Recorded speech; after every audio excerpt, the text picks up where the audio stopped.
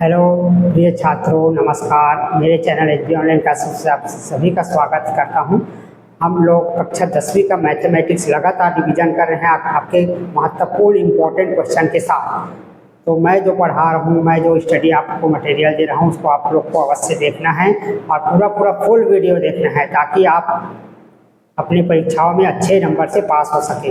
ये NIOS open school सारे state के लिए, ये सभी राज्यों के स्टूडेंट्स के लिए है, सिर्फ छत्तीसगढ़ मध्य प्रदेश के लिए नहीं है। तो आप सभी लोग देखेंगे NIOS national institute of open school का मैथमेटिक्स। तो आइए शुरू करते हैं बहुत सरल तरीके से। इसका पहला भाग को जरूर देखेगा, इस चैप्टर 2 का, कि मैंने एक पहले वीडियो और अपलोड किया है, उसको आपको पहले देख लेना है, क्योंकि अगर आप उस वीडियो को नहीं देखेंगे तो ये जो है समझ में नहीं आएगा। इसमें बहुत सारे फार्मूला है। तो आइए शुरू करते हैं। घातांक रूप में दोनों सवाल को आपको घातांक रूप में लिखना है। मैं पहले वाले को सॉल्व कर रहा हूँ। 2 का घात 6 है और 3 है। तो मैंने एक सूत्र आपको बताया था, 1 का घात m हूँ और इसके बाहर में और का घात m, यानी कि डबल घात। देखिए यहाँ पर कोष्टक के अंदर भी घात और कोष्टक के बाहर। तो इस कंडीशन में क्या करना होता है, ये दोनों को मल्टीप्लाई यानी गुना कर देते हैं, m गुना n। हम लोग वही करने जा रहे हैं। तो यहाँ पर 2 का घात 6 हो जाएगा गुना 3। तो यहाँ पर 2 का घात, ये दोनों का मल्टीप्लाई मैंने किया, 6 किया, आपका 18 आ गया। ये आ गया आंसर।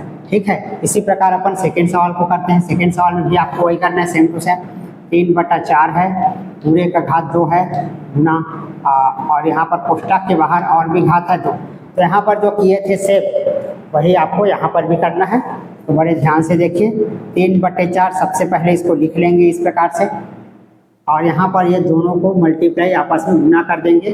तो 2 गुना 2, तो हो जाएगा 3/4, पूरे का घात 2 दूनी 4। तो ये आ गया आपका आंसर। तो इस प्रकार बहुत ही सरल तरीके से आप लोग घातांक के नियम वाले अध्याय को यदि पढ़ाई करते हैं तो आप अच्छे से इस पेपर को सॉल्व कर सकते हैं। अब ये तीसरा सवाल, तब तक आप लोग इसको स्क्रीनशॉट कर दीजिए।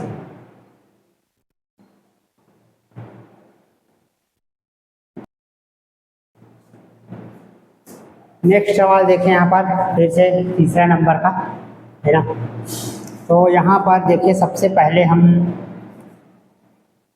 समान संख्याओं को आपस में ढूंढ कर लिखेंगे। जैसे कि देखिए यहाँ पर इसको सबसे पहले लिखेंगे 5 का घात 3, 6 का घात 3 गुना 7 का घात 2 और बटा 5 का घात 2। इसके बाद लिख देंगे 3 का घात 3 और 7 का घात 3। देखिए यहाँ पर ये जो घात है ये दोनों के लिए होता है। तो अपन यहाँ पर 5 के घात में भी 3 लिखेंगे और 6 के घात में भी 3। इसी प्रकार 7 के घात में भी 2 लिखेंगे और 5 के घात में भी 2 लिख देंगे। अब समान संख्याओं को अलग कर दीजिए। जैसे कि यहाँ पर 5 लिखा है, यहाँ भी 5, तो मैं इसको एक साथ लिख दूंगा, 5 का घात 3 और 5 का घात 2। इसी प्रकार यहाँ पर 7 और 7 का जोड़ा बन रहा है। देखिए 7 है और ये 7 है, इसका भी जोड़ा बन रहा है, 7 का घात 2 और 7 का घात 3। ठीक है। अब यहाँ पर इसका जोड़ा नहीं बन रहा है, इसको आखिरी में लिख देंगे, 3 का घात 3 और 6 का घात 3। इस प्रकार से आपको नोट कर लेना है।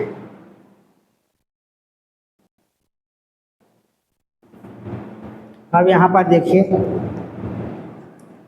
यहाँ 3 में से 2 को घटा देंगे, क्योंकि यहाँ पर एक सूत्र लगता है, 1 का घात m और बटा 1 का घात m। यहाँ पर ये भाग है और है, ये हो जाएगा m माइनस a। ठीक है। इसको समझने के लिए आपको मेरा फर्स्ट वीडियो देखना होगा। इसके पहले भी मैंने जो अपलोड किया है कि जब कोई संख्या आपस में भाग हो रहा हो, समान संख्या बराबर संख्या, उसके जो घात होते हैं, उसके पावर जो होता है, उसको हम लोग माइनस कर देते हैं, घटा देते हैं। तो यहाँ पर ये दोनों को घटा देंगे, 5 का घात 3 माइनस 2। ठीक है। यहाँ इससे घटा देंगे तो 2 का घात माइनस 3 हो जाएगा। गुना यहाँ पर ये घट नहीं सकता, तो इसको 3 बार लिख देंगे, 3 गुना 3 गुना 3 और 6 गुना 6 गुना 6, क्योंकि ये अलग अलग संख्या है दोस्तों। देखिए 3 और 6 जो है अलग अलग संख्या है, इसलिए इसको अलग अलग लिख देंगे।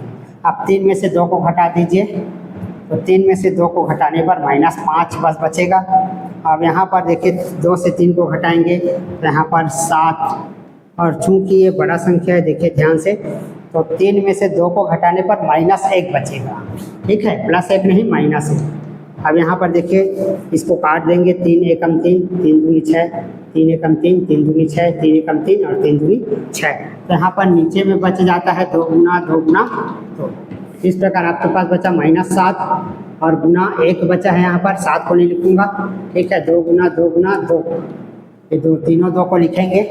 अब यहाँ 7 को क्यों नहीं लिखा, क्योंकि यहाँ पर माइनस घात था। मैंने एक सूत्र में बताया था कि यदि ऐसा माइनस घात हो तो यहाँ पर ये हो जाता है बराबर 1/1, तो इसीलिए हम लोग 7 को नीचे मिला लेंगे। ठीक है, जब माइनस घात होता है तो वो 1 के नीचे चला जाता है, तो माइनस घात होने पर ये 1 के नीचे चला जाएगा 7, है ना। अभी 5 का 5 हो गया और यहाँ पर गुना कर दो, 2 दूनी 4, 4 दूनी 8, 8 ही 7 56। तो यहाँ पर फाइनल आंसर जो है इस प्रकार से आएगा। तो परीक्षा के लिए बहुत ही महत्वपूर्ण सवाल है, इसको जरूर नोट कर ले और भी सवाल हम लोग हल करेंगे, इसका स्क्रीनशॉट कर लीजिए।